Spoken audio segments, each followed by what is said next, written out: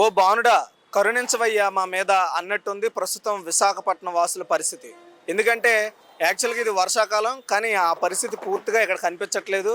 బానుడు సాయంత్రం 4 వరకు ప్రజల మీద బుసకొడుతున్న పరిస్థితి అయితే ఉంది. అయితే వాతావరణ శాఖ అధికారులు చెప్తున్న ప్రకారం విశాఖపట్నంలో అటు అనకాపల్లి, ఏఎస్ఆర్, అదేవిధంగా విజయనగరం, శ్రీకాకుళం ప్రాంతాల్లో భారీ వర్షాలు, అదేవిధంగా ఉరుములు మెరుపులతో వర్షాలు ఉంటాయని చెప్తున్నారు. కానీ వాస్తవంగా ఆ పరిస్థితులు విశాఖపట్నంలో చాలా వేరుగా ఉన్నాయి.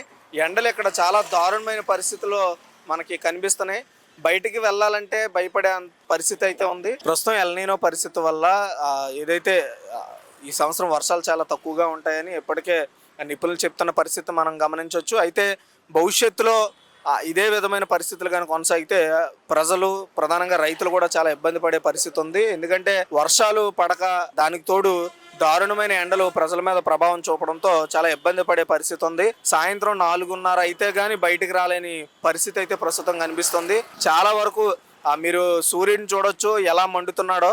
సో ఆ మంటల్లో మనం బయటికి రావాలంటే ఆయన ఎఫెక్ట్ మన మీద ఏ విధంగా పడుతుందో అని చాలా మంది భయాందోళన చెందుతున్న పరిస్థితులు అయితే ఉన్నాయి. అయితే కాబట్టి ఉదయం 11 నుండి సాయంత్రం 3:30, 4 మధ్యలో ఎలాంటి పనులు పెట్టుకోకుండా, ప్రధానంగా ఎవరైతే వయసు పైబడిన వారు ఉంటారో వాళ్ళు ఈ సమయాల్లో బయటికి రాకుండా ఉంటే మంచిది అన్నట్టు కనిపిస్తోంది. ఇక్కడ పూర్తిగా ఇదేదో వర్షాకాలం కాదు, ఇది ఎండాకాలం అన్నట్లుగా ప్రస్తుతం దీని ప్రభావం ప్రజల మీద పడుతోంది. అయితే ఏదైతే ఎల్‌నినో ప్రభావం ఉందో దాని ద్వారా అటు రైతులు, ఇటు ప్రజలు పూర్తి స్థాయిలో ఇబ్బంది పడాల్సిన పరిస్థితి అయితే ఉంది. వర్షాకాలంలో వర్షాలు తక్కువ అయిపోవడం, ఎండ ఎక్కువైపోవడం, ఈ పరిస్థితి నిజంగా దారుణమనే చెప్పాలి. కాబట్టి దీనికి సంబంధించిన అధికారులు ఎలాంటి చర్యలు తీసుకోలేరు. ఎందుకంటే ఇది పూర్తిగా వాతావరణ సమస్య కాబట్టి దీనికి చర్యలు ఎవరు తీసుకోవాలంటే ప్రజలే స్వతహాగా వాళ్ళ ఏవైతే ఎండ తీవ్రతంగా ఉన్న సమయాల్లో బయటికి రాకుండా ఉండాల్సిన పరిస్థితి. అయితే ఇక్కడ కూడా ఒక సమస్య ఉంది. ఎప్పుడు ఎండ కాస్తుందో, ఎప్పుడు వర్షం పడుతుందో, ఎప్పుడు మేఘాలు కమ్ముకుంటాయో తెలియని పరిస్థితి అయితే కూడా స్పష్టంగా ఉంది. ఎందుకంటే కేవలం 2-3 నిమిషాల్లోనే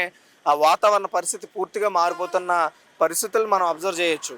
కాబట్టి ఏదైనప్పటికీ కూడా కొంచెం ఈ ఎండతో జాగ్రత్తగా ఉండాలి. ఈ ఎండలో ఇంకొక ప్రధాన అంశం ఏంటంటే, నార్మల్గా ఎండ కాదు, కొంచెం తేమతో కూడిన ఎండ ఎక్కువగా కనబడడం వల్ల ఇంకా ప్రజలు ఇబ్బంది పడాల్సిన పరిస్థితి అయితే ఉంది. ప్రధానంగా విశాఖపట్నంలోనే ఎలాంటి పరిస్థితి కనిపిస్తుంది. అటు ఏదైతే ఏఎస్ఆర్ కావచ్చు, విజయనగరం, ఈ ప్రాంతాల్లో కొంచెం కొండలు ఎక్కువగా ఉంటాయి కాబట్టి అక్కడ సాధారణంగా వర్షాలు పడతాయి. ఇప్పుడు కూడా అక్కడ వర్షాల ప్రభావం బాగానే ఉంది. కానీ ఇటు ఏదైతే విశాఖపట్నం సిటీ పరిధిలో మాత్రం వర్షాల తీవ్రత కొంచెం చాలా తక్కువగా ఉంది.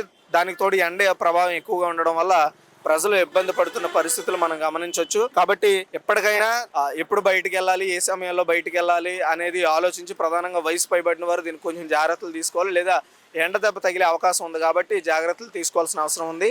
వీడియో జర్నలిస్ట్ హేమంత్తో Raju, VBC on TV, Visakha నుంచి.